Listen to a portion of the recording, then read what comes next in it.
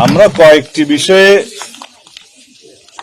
মাননীয় প্রধান নির্বাচন কমিশনারের দৃষ্টি আকর্ষণ করেছি। দলের পক্ষ থেকে লিখিত একটা পত্র আমরা নিয়ে এসেছি, সেটা আমরা ওনার হাতে দিয়েছি। কয়েকটা বিষয় যেটা মনোনয়ন পত্রের সাথে সংশ্লিষ্ট, এগুলো একটু স্পষ্টীকরণের জন্য আমরা অনুরোধ করেছি। এক নম্বর হচ্ছে মনোনয়ন পত্রে মনোনয়ন প্রার্থীদের কিছু ইনফরমেশন দিতে বলা হয়েছে। মামলা সংক্রান্ত ফৌজদারি মামলায় জামিনে মুক্তদের ক্ষেত্রে অর্ডার শিটের সার্টিফাইড কপি চেয়েছেন, যেটা আরপিওর মূল আইনের মধ্যে নাই।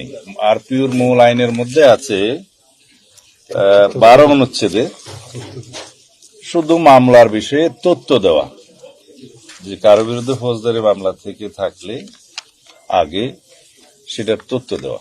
এখানে জামিননামার অর্ডার শিটের কোনো সার্টিফাইড কপি দিতে হবে এরকম কোনো বিধান নাই।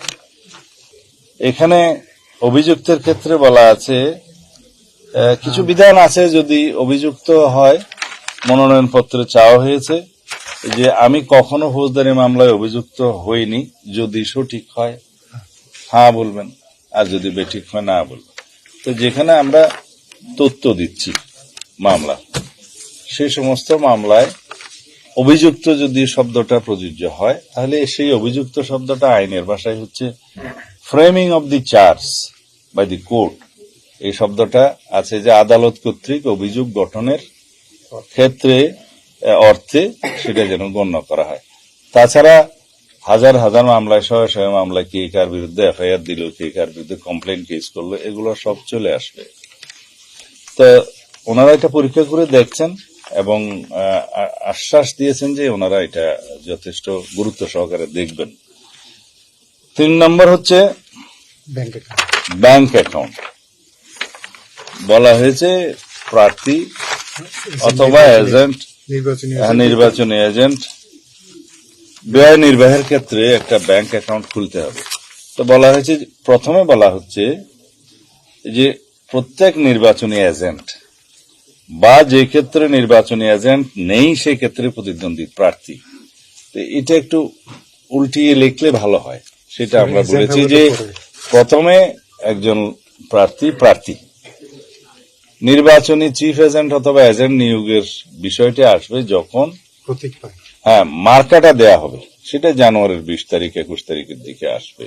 তো তার আগ পর্যন্ত তো প্রার্থী নিজেকেই ব্যাংক অ্যাকাউন্টটা খুলতে হবে। তো সেই জন্য আমরা বলেছি প্রথমে লেখেন যে প্রার্থী অথবা নির্বাচনী এজেন্ট।